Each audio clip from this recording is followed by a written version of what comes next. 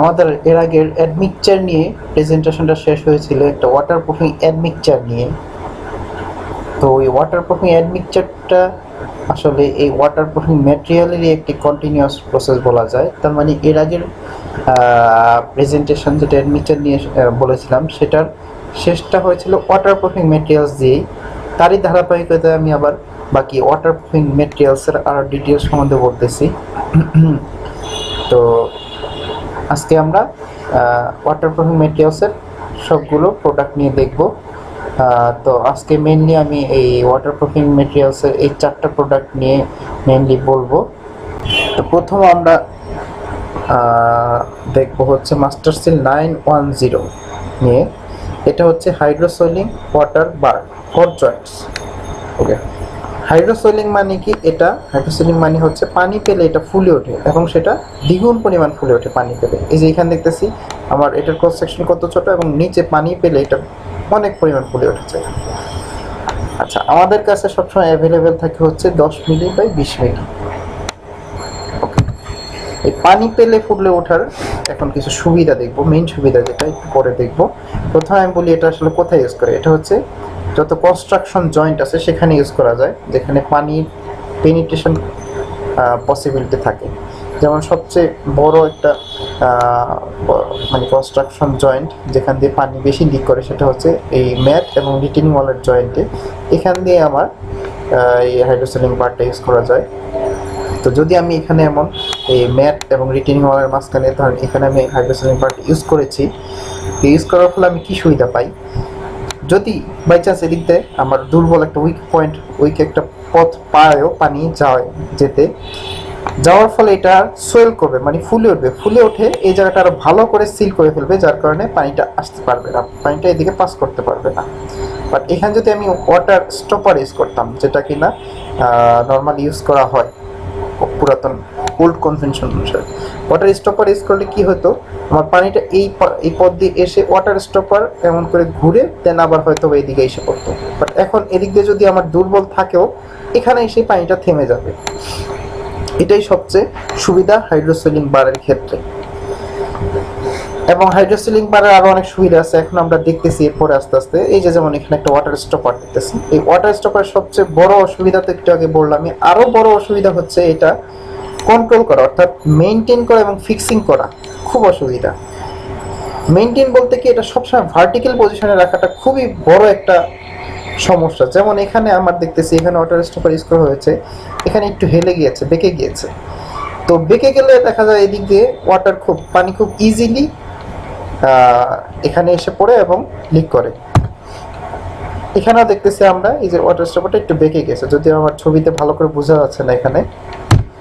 তো বেঁকে যাওয়ার ফলে দেখা যায় যে আমার এখানে এই ছবিটা আমরা দেখতেছি এই প্রজেক্টটা অ্যাকচুয়ালি ওয়াটার স্টপার ইউজ করা হয়েছে, বাট যেদিক দিয়ে ইউজ করা হয়েছে সেদিক দিয়ে আমার ওয়াটার লিকটা হয়েছে। খুব মজার একটা ব্যাপারটা। আচ্ছা,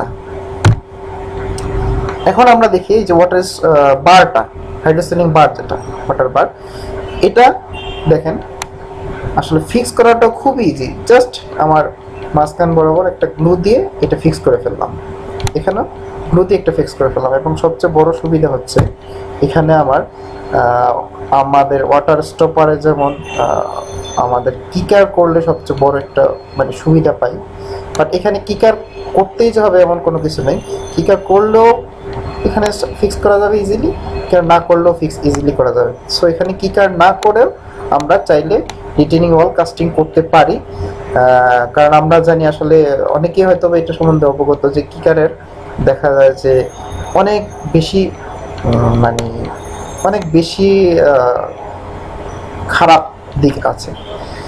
যাই হোক, তাহলে এটা ইউজ করলে আমরা আসলে কিকার না করেও আমরা কাস্টিং করতে পারি।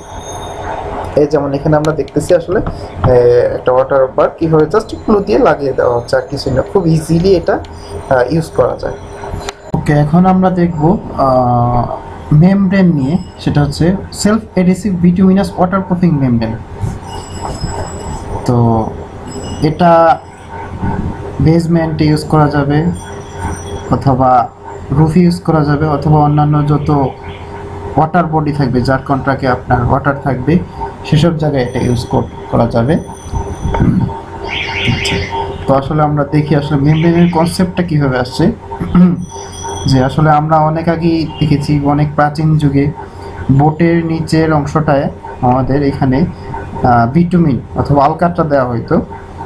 আসলে বোটে অনেক গুলো কাঠের টুকরা থাকে যেখান থেকে ইজিলি পানি প্রবেশ করার কথা, কিন্তু এই আলকাট্রার প্রলেপ দেওয়ার কারণে এই বোটটা পুরোপুরি ওয়াটারপ্রুফ হয়ে যায়। তো এখান থেকে আসলে এই বিটুমিনাস মেমব্রেনের কনসেপ্টটা আসছে। এখনও অনেক বিল্ডিংয়ে কি হয় যে ওই অনেকে বেসমেন্টের নিচে জাস্ট আলকাট্রা ইউজ করে, যদিও এই আলকাট্রার আসলে কোনো মানে সঠিক স্থানে প্লেসিং থাকে না, অথবা আপনার দেখা যায় যে হিট পেলে এরা গলে যায়। তো এটার জন্য পরে আসলে মেমব্রেনের যে বিটুমিনটা মডিফাইড বিটুমিনাস মেমব্রেন আবিষ্কৃত হয়েছিল।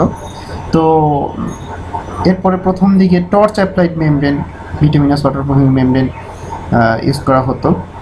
তো এখনও এটা আছে, বাংলাদেশে এখনও আছে, পাওয়া যায়, অ্যাভেলেবেল আছে। এটার মেইন অসুবিধা হচ্ছে এটা অনেক অ্যাপ্লিকেশনটা অনেক জটিল। যেমন এখানে দেখতেছি আমরা আসলে হিট দিয়ে, ফায়ার দিয়ে, আগুন দিয়ে জিনিসটা ইনস্টল করতে হয়। তো অ্যাপ্লিকেশনটা অনেক জটিল এবং রিস্কি। তো এরপরে এখন আসলে উন্নত দেখা গেছে আরেকটু মেমব্রেনটা একটু ইজিয়ার করে তৈরি করা হয়েছে, যেটা হচ্ছে সেলফ এডেসিভ বিটুমিনাস ওয়াটারপ্রুফিং মেমব্রেন, যার এক সাইডে থাকবে হচ্ছে অ্যাডেসিভ, যেটা দিয়ে ইজিলি জাস্ট প্রেস করে বেসমেন্টের সাথে লাগানো যাবে বা যেখানে সারফেসের সাথে লাগানো যাবে। আরেক সাইডে থাকবে একটা ফিল্ম। ওকে, তো ওই অ্যাডেসিভটা দিয়ে আমরা ইজিলি যে কোনো সারফেসে লাগাইতে পারবো। তো এটার সাথে অবশ্যই মাঝে মাঝে প্রাইমার, যাই হোক আমরা এই অ্যাপ্লিকেশনটা একটু পরে দেখি। তো এখন আসলে আমাদের এই সেলফ এডেসিভ মেমব্রেন আবার অনেক প্রকার আছে, যেমন আমাদের কাছে এই 3 ধরনের মেমব্রেন আপাতত অ্যাভেলেবেল আছে, এবং আরও অনেক ধরনের মেমব্রেনও আছে। যেমন এখানে জাস্ট আমি 3টা নিয়ে বলতেছি। যেমন বিটুইস্টিক এক্সেলার, এটা হচ্ছে ফাইবার রিনফোর্সড। ফাইবার রিনফোর্সড কি, জাস্ট বিটুমিনটার এই মেমব্রেনটার এক সাইডে থাকবে হচ্ছে অ্যাডেসিভ, আরেক সাইডে থাকবে একটা নর্মাল পলিথিন ফিল্ম।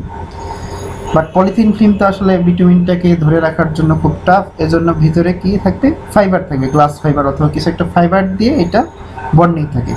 বিটুমিনের ভিতরেও ফাইবার থাকে। তো এটার জন্যই এটা হচ্ছে ফাইবার রিনফোর্সড, মানে মেমব্রেনটা ছেড়লে দেখা যায় যে অনেক ফাইবার দেখা যায়। এরপরে একটা আছে ওয়েসিস সেলফিক্স, যেটার বললাম না এক সাইডে হচ্ছে আপনার থাকবে অ্যাডেসিভ, আর অপর সাইডে যে ফিল্মটা থাকবে, এর আগেরটা যেমন জাস্ট নর্মাল পলিথিন ফিল্ম, আর এখানে হচ্ছে এইচডিপি ফিল্ম থাকবে।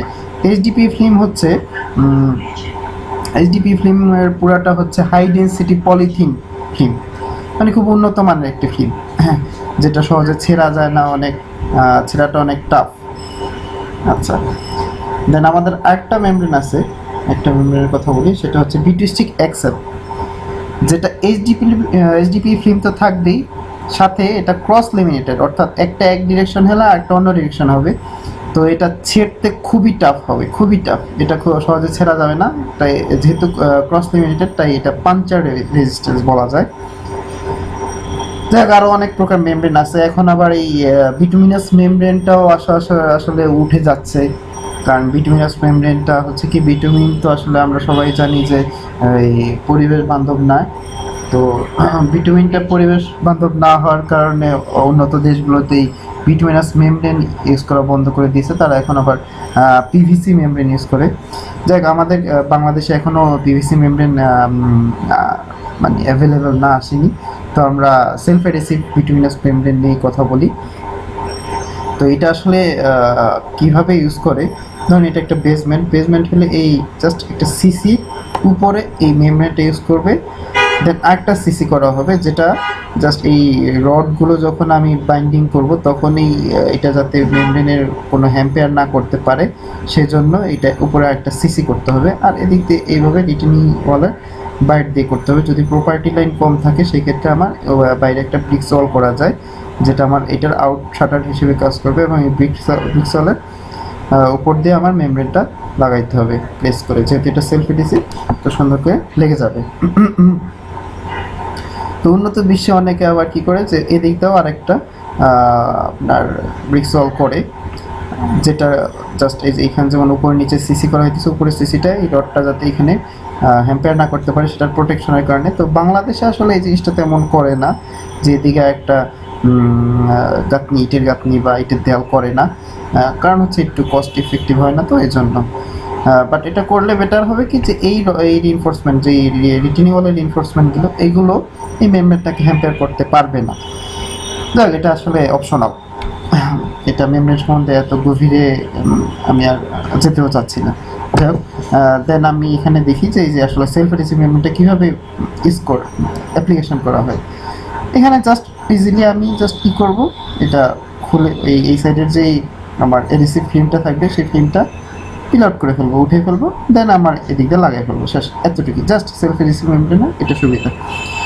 আবার একটা জিনিস করা যায় একটু ভালো মানের করার জন্য, যে ফার্স্টে আমি এই বেসমেন্টের মধ্যে একটা প্রাইমার ইউজ করতে পারি, যে কোনো বিটুমিনাস প্রাইমার ইউজ করলে এই সারফেসটা ডাস্ট ফ্রি হবে, এবং এই সারফেসটা নিজেরও একটা এডিসিভের পাওয়ার হবে, যে এডিসিভ এই সারফেসটার এডিসিভ এবং এই মেমব্রেনের এডিসিভ খুব সুন্দরভাবে বন্ডিং হয়ে খুব ভালো একটা বন্ডিং তৈরি করবে, খুব ভালোভাবে লেগে থাকবে। এখানে আমরা একটা ছবি দেখতেছি, এটা আসলে আমাদের একটা প্রজেক্টের, যেটা আসলে কি হয় যে এখানে আমার প্রপার্টি লাইন অনেক বেশি ছিল, তাই আমি রিটেনিং ওয়ালটা করে দেন আমি বাইরে দিয়ে ইজিলি আমি মেমব্রেনটা ফিক্স আপ করে ফেলতে পারতেছি, কারণ প্রপার্টি লাইন বেশি। আর এর আগের ছবি যেটা দেখলাম, এর আগের স্লাইডে এই ছবিটায় যদি আমার প্রপার্টি লাইন না থাকে, এদিক দিয়ে শর্ট পাইল বা একবারে পুরো এদিক দিয়ে আমার মানে তেমন জায়গা নেই, জাস্ট এদিকে অন্য একটা প্রজেক্ট, তখন কি করতে হবে, তখন একটা ইটের গাঁথনি করে দেন আমার মেমব্রেনটা আগে থেকে ফিক্স করে দেন রিটেনিং ওয়াল ঢালাই করতে হবে। আর এখানে রিটেনিং ওয়াল ঢালাই করার পরে মেমব্রেনটা ফিক্স করা হয়েছে। এখানেও আমরা দেখতেছি, এটাও আমাদের একটা ছবি, আমাদের প্রজেক্টে নিজেদের করা একটা ছবি। এখানেও আসলে এই রিটেনিং ওয়ালটা ঢালাইয়ের পরে আমরা বাইরে থেকে মেমব্রেনটা ফিক্স করেছি, কারণ আমাদের বাইরে অনেকখানি জায়গা ছিল, প্রপার্টি লাইন অনেক বেশি ছিল। আচ্ছা, এখন আমরা কিছু ছবি দেখি। এটা হচ্ছে একটা বিল্ডিংয়ের বাসার ছবি। আসলে এই দেয়াল দুটো দেখতেছেন, এই দেয়াল দুটো হচ্ছে আসলে বাথরুমের অ্যাডজাসেন্ট যে দেয়াল পাশের দেয়াল বাথরুমের। তো বাথরুমের পাশের দেয়ালে এই জিনিসটা আসলে খুব বেশি দেখা যায়, অথবা ওদিকে যদি পানির সোর্স থাকে, অথবা ওদিকে ওপেন থাকলে অপোজিট সাইডে এই সাইডটা খুব খারাপ হয়ে যায়, ড্যাম একটা কেমন ড্যামের সমস্যা হয়, রংটা একটু কেমন হয়ে যায়। তো এটা দেখা যায় যে আবার নতুন করে রং করলেও আবার কিছুদিন পরে এই সমস্যাটা হয়। তো এই সমস্যা থেকে সমাধানের উপায় কি আমরা দেখি। এই সমস্যা থেকে সমাধানের উপায় হচ্ছে যে মাস্টার সেল 550, এটা কি, এটা একটা জাস্ট ওয়াটারপ্রুফিং কোটিং করে দেয়, ঠিক আছে। এই কোটিংটা করলে কি হবে, এই কোটিংটা করলে একটা ফিল্ম তৈরি হয়ে যাবে, যেটা ভেদ করে পানি যেতে পারবে না। এটা কোথায় কোথায় করা যায়, এটা করা যাবে কংক্রিটের গার্ডেনিং করলে গার্ডেনের যে পানি থাকবে সেই পানিটা ভেদ করে নিচে যেতে পারবে না, মানে মেইন স্ল্যাবে নষ্ট করতে পারবে না। ছাদে করা যায়, ছাদে করলে কি হবে, যেমন জলছাদ আসলে মেইন পারপাসটা হচ্ছে যে পানি যাতে পেনিট্রেট করে মেইন কংক্রিটে না যেতে পারে, তো জলছাদের পরিবর্তে এই কোটিংটা দিয়ে দেওয়া যায়। আর তারপর হচ্ছে ওয়াটার রিজার্ভারে দিয়ে দেওয়া যায়, যে একটা ফিল্ম তৈরি হয়ে যাবে, যেটা ভেদ করে পানি আমার মেইন কংক্রিটে যেতে পারবে না। আর হচ্ছে এই যে একটু আগে যে ছবিগুলো দেখলাম, যে অ্যাডজাসেন্ট ওয়াল অফ বাথরুমের ওয়ালের পাশে এই কোটিংটা করে দেন যদি আমি প্লাস্টার করি, তাহলে আমার কি হবে, যে বাথরুমের ওয়ালের যে ড্যামটা থাকবে সেটা আমার অপোজিটে যেতে পারবে না, তখন আমার অপোজিটের দেয়ালটা রক্ষা পাবে। এই কোটিংয়ের সবচেয়ে সুবিধা হচ্ছে এটার 1 মিলি আমার 80 সেন্টিমিটার কংক্রিটের সমতুল্য, মানে কংক্রিটের সমতুল্য পানি সে রেজিস্ট করে।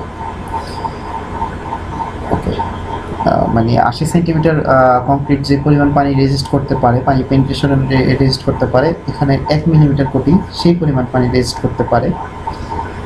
এবং সবচেয়ে বড় সুবিধা হচ্ছে এটা নন টক্সিক, তাই এটা আসলে যে পোর্টেবল ওয়াটার আছে, অর্থাৎ এই ওয়াটার ট্যাঙ্কি, ওয়াটার রিজার্ভার, সেগুলোতে এই কোটিংটা ইজিলি করা যাবে, কারণ এটা হচ্ছে নন টক্সিক।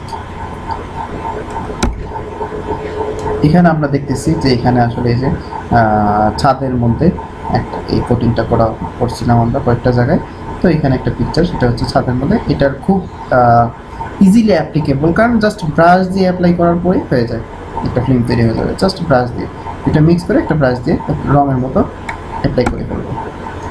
এই যে এখানে দেখতেছি আমরা যেমন বাথরুমের টাইলস করার আগে এই কোটিংটা করে দেন টাইলস করা হয়েছে, তাহলে এই টাইলসের নিচে আমার একটা ফিল্ম তৈরি হয়ে গেলো, যেটা ভেদ করে পানি এদিকে আসতে পারবে না। এখানেও এই যে দেখতেছি টাইলসের নিচে এই কোটিংটা করে মানে কমপ্লিটেড পরে এই কোটিংটা করে দেন টাইলস করা হয়েছে, তাহলে টাইলসের দিকটা পানি গেলেও আমার কোটিংটা ভেদ করে পানি মেইন কংক্রিটে যেতে পারবে না।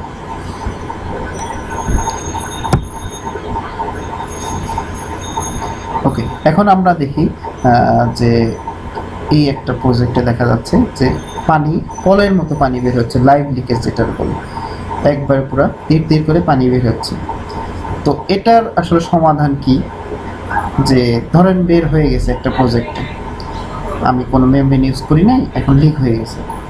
তো মেমব্রেন ইউজ করা বা এর আগের আমরা যতগুলি সলিউশন দেখলাম, যে একটা ওয়াটারপ্রুফিং কোটিং বা মেমব্রেন বা হাইড্রোসোনিক বা এগুলি সবসময় এগুলি হচ্ছে প্রিকশনস, মানে কনস্ট্রাকশনের আগে, কনস্ট্রাকশনের সময় আমরা করে রাখলাম যাতে আমার পরে পানির কোনো লিক না হয়।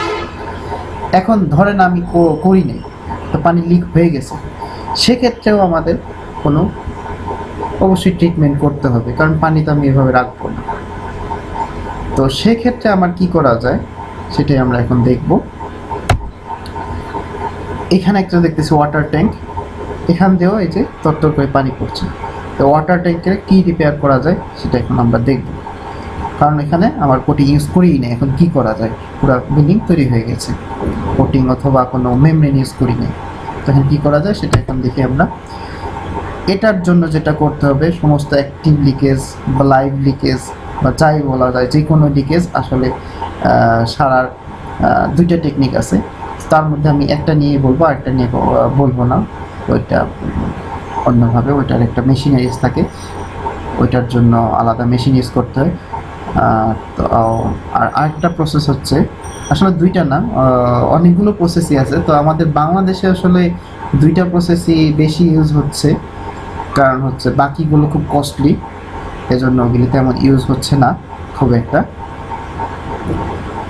তো প্রথম প্রসেসটা যেটা বলতেছি সেটা হচ্ছে মাস্টারসিল 505 ইউজ করে।